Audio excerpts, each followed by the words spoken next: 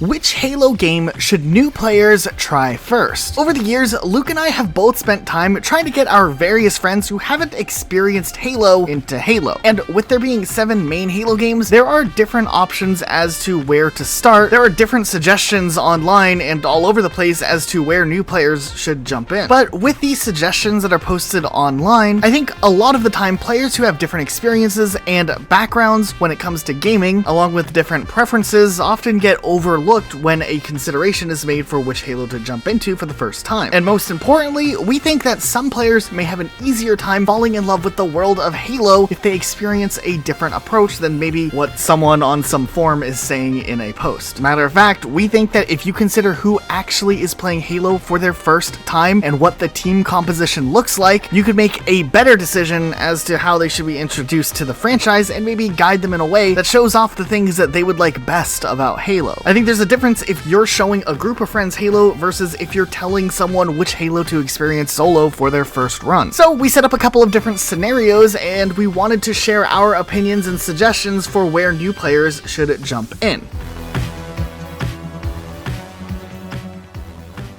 So let's take a look at scenario 1. This is that scenario that a lot of us run into where we are set up to make a recommendation to one friend who's never played Halo before and they're going to be playing through either solo or maybe a 2-player co-op experience. Now oftentimes this is the biggest consensus that is often pointed to. People say start at the beginning and play through Halo Combat Evolved or Combat Evolved Anniversary. And while we don't think that this is necessarily a bad recommendation, there are a few things that we've noticed with players who try to jump into Halo 20 years after its launch that they often run into. CE was a huge game for the FPS genre. It literally had such a large historical impact on the gaming industry, and it truly is a piece of art. But for someone who is more used to modern games and the more modern approach that's taken to storytelling and action sequences in video games, Combat Evolved can comparatively seem like a little bit of a more drawn out and repetitive experience. Tie that together with the fact that some parts of the gameplay are a bit clunky, like player teleportation in co-op being really jarring, or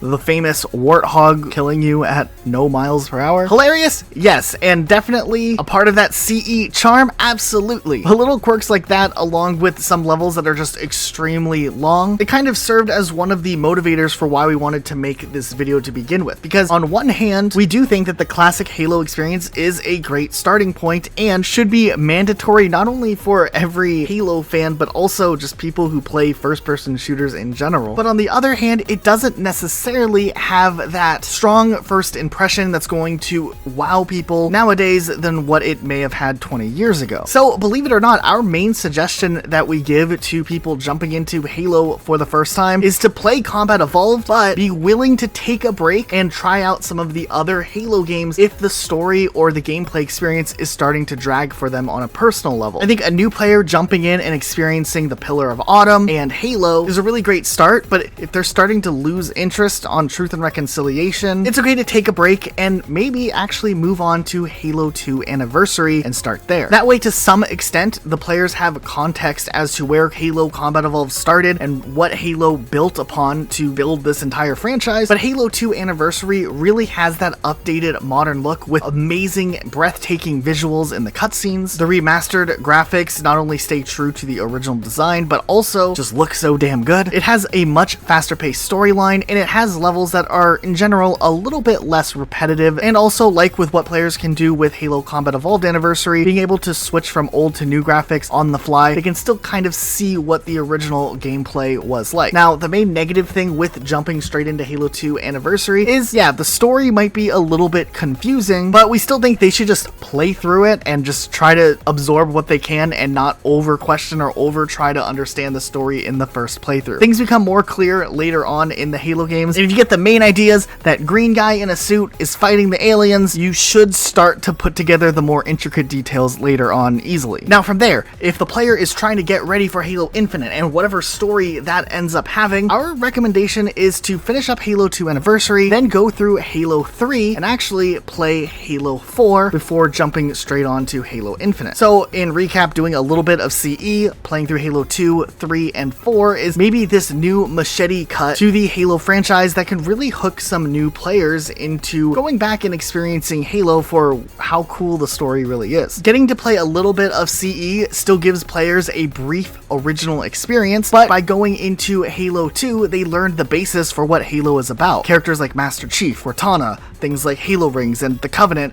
are all very center focused in Halo 2. They then get to see some high velocity moments in Halo 3 with some cool action scenes, and then an incredibly personal look at the Master Chief and his intimate vulnerabilities in Halo 4, which probably will play a big role narratively in Halo Infinite. And at this point, likely if the new player is able to make it through these 3 games, they'll probably be invested in the bigger adventure and go back, finish up Combat Evolved, or experience Reach, ODST, and maybe Halo 5 Guardians. We don't know how important it necessarily is to play through Halo 5 Guardians before Halo Infinite, as the game isn't out yet, but since we think that most of the plot from Halo 5 could be explained in a few sentences, you might be better off watching a YouTube video recapping the Halo story so far, like this video by same token, because then you're going to get just all of the little gaps filled in before Infinite's launch. Now, we do have a flipped perspective though, if we're making a recommendation to a group of new players, specifically more than 2 players who want to experience Halo together all for the first time, but obviously can't play a Halo game that's restricted to just 2-player co-op. So where is the good starting point here? Now, this one was a little bit tricky, but we actually thought that going into Halo Reach as a group of newer players might actually be the right path. And while Reach narratively is a little disconnected from the main Halo games, it still captures the essence of being a Spartan and fighting against the Covenant in an uphill battle. Reach also has that benefit of being a self-contained Halo experience where beginning to end you feel like there is development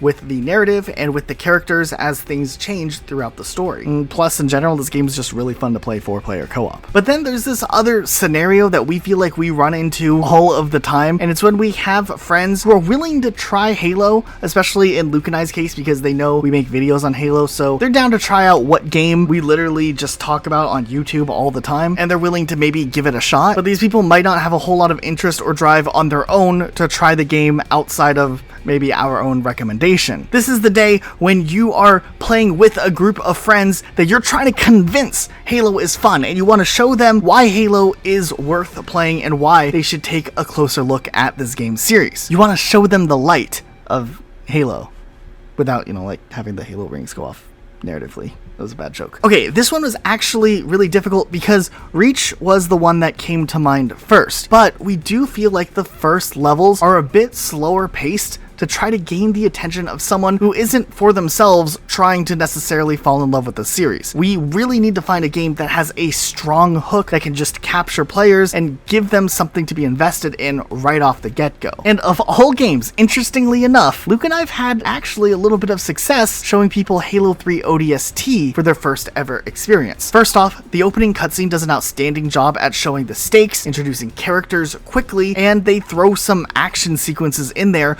with the whole drop pod crashing type thing that's in the first couple of minutes. The narrative in ODST isn't all that confusing, and since this is a playthrough where one or more players are showing new players the game, you can kind of drop new players into Mombasa streets, which typically can be confusing and discouraging to try to navigate as someone who knows nothing about Halo, and instead they can just follow along, and it allows players to just soak up the atmosphere of New Mombasa at night. And then besides the Mombasa streets levels, Halo 3 ODST has some levels that are pretty varied in experience. Terry Plaza gives you a clear focus of a regular paced level, and if you go to Uplift Reserve and you let them drive the Warthog, they get to see how fun the Halo sandbox can be. And in this case, if you're like Luke and I, you can hype up everything that they're doing in the process and maybe over exaggerate the stakes, act like you're about to die, and then that you only survived because of your noob friend's amazing driving skills. Hey, you gotta sell it a little bit. And in general, as you progress through Halo 3 ODST,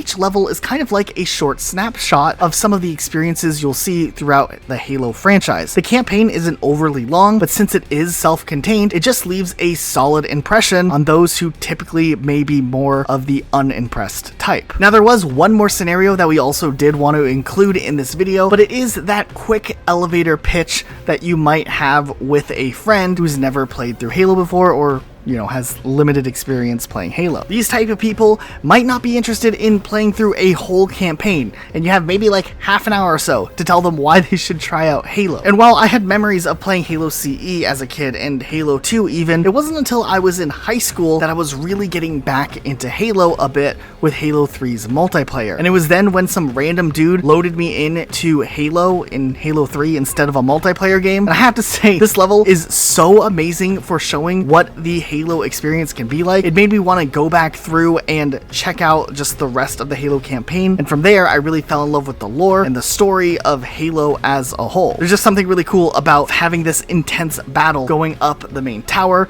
and then a boss fight, and then there's some backtracking, and then a Warthog run, which is just really well made and really intense. And to this day, it's still one of my favorite Halo experiences. So if you gotta hook them, you can always just go straight to Halo on Halo 3. It's not a bad option. But another good level to throw at someone quickly could also be Halo 2 Metropolis. Getting a little bit of tank driving, some Warthog driving, some on foot stuff, and then you can just top it off with a Scarab battle. Heck yeah. You could even throw Outskirts in just before that level and play them back to back, just so your friend can get jackal sniped for your own amusement. I don't know, it's kind of toxic, but it's not a bad idea. Now, in general, we were making these considerations obviously based off of the campaigns from each Halo game. Now, when it comes to the multiplayer side of things, we did think that which multiplayer they jump in and try to experience isn't necessarily as important, since when Halo Infinite comes out, and with that game being free to play, that's probably the best Halo game to recommend new players to try out. But we still had some interesting thoughts if you were to choose a Halo game now before Infinite's release. And we would like to hear your recommendations on which multiplayer is best for new players too. We were kind of instinctively leaning towards an experience like maybe Halo 3 as the best experience for new players, but as we started to think about it more, we kind of shifted a little bit more to Halo 2 Anniversary's multiplayer, as it was this interesting mix of newer Halo with how the aesthetic was more in line with Halo 4, and obviously the engine itself was taken straight from Halo 4, but purposed in a way that was more remnant to the classic Halo 2 experience. We even considered Halo Reach a bit, but with Bloom, we thought maybe it would be a turnoff to some players. But at the end of the day, when it comes to multiplayer and trying to get someone interested in Halo, even if it's something like Halo 5 Guardians, which is much more advanced than what we're expecting from Halo Infinite, at the end of the day, a multiplayer game is maybe 10 minutes long or so. So if one multiplayer mode isn't jiving with the player, you can always shift over and give a different multiplayer experience, especially if you're the party leader. But of course, with this topic, it was just our opinions and our thoughts kind of just thought out for the sake of a video, and we would really love to hear your feedback in the comments as to what you would typically recommend to new players who haven't played through a Halo game before. Do you always send people straight to Combat Evolved, or do you kind of cater your recommendation based on what the player's background is? It's definitely a super nerdy topic, but hey, we had a lot of fun kind of mapping this out and thinking about this, and we would like to know your guys' thoughts. If you enjoyed this video though, make sure you follow us on Twitter. You can follow me at Rocket Elijah or Luke at Rocket Sloth Luke. But otherwise, that is it for today. We'll see you all next time with a brand new video.